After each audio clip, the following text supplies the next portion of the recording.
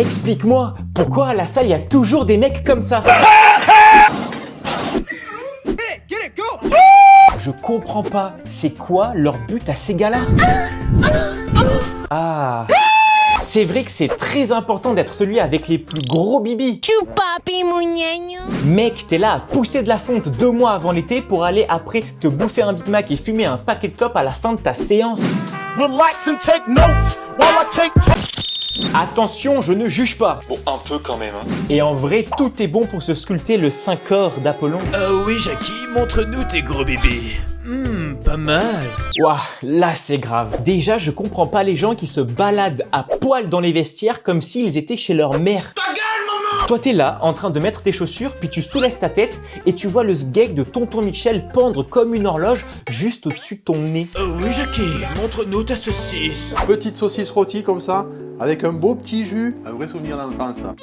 Qui fait ça? Nique ta mère. D'ailleurs, vu qu'on est lancé, tu trouves pas qu'il y a des gars qui sont un tout petit peu excessifs à la salle?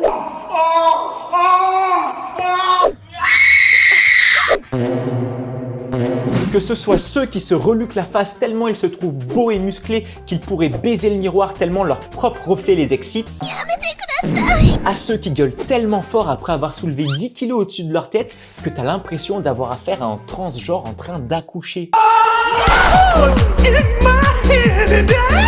Par rapport aux gars qui se regardent dans le miroir, ouais, je sais déjà qu'il y en a qui se sentent un tout petit peu visés. Je comprends si t'es là à regarder tes mouvements pour voir si tu fais bien l'exercice, mais aussi pour pas te blesser. Ok, mais dis-toi qu'il y en a, ils vont loin, genre loin, loin.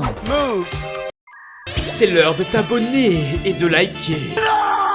Dis-moi si je me trompe, mais j'ai l'impression qu'il y a une sorte d'épidémie incurable de narcissisme. Histoire vraie. Je termine ma séance de sport, je vais au vestiaire pour aller me changer et me doucher, et qu'est-ce que je vois pas? Momo en train de s'asphyxier tellement elle congestionne ses muscles devant le miroir, alors qu'en fait, c'est juste une petite brindille. Sans deck, mec, est-ce que tu penses que la salle de sport va te permettre de te créer une beauté et être plus attractif au travers des yeux superficiels de personnes qui pensent que la superficialité n'est autre qu'un simulacre d'une vie sans émotion superficielle? Blablabla, blablabla. On en parle aussi des nanas qui vont à la salle de sport comme si elles allaient à la Fashion Week. Il y a une catégorie de sportifs dont peu de personnes n'osent parler. Je sais pas si vous les meufs, vous voyez ce à quoi je veux faire allusion, mais je suis quasiment sûr que la majorité des mecs qui me regardent ont au moins vu ce genre de personnes une fois dans leur vie. C'est celle où tu as l'impression que son seul objectif c'est de recevoir l'Oscar Gymshark de la meuf avec le legging qui rentre le plus possible dans le cul. Le boule, oh yeah. Comment ne pas l'avoir? C'est généralement le genre à camper sur le tapis roulant sans courir avec une pente à 2 degrés ou bien de rester 2 heures sur la fameuse machine à escalier. Le fun. Depuis quand c'est fun de se faire des séances de randonnée sans avancer devant un mur blanc dégueulasse? Et puis personnellement, je me suis rendu compte d'une chose après des années de rude entraînement. Pour tous les mecs là qui vont à la salle de sport juste pour pécho, eh ben vous allez être déçus.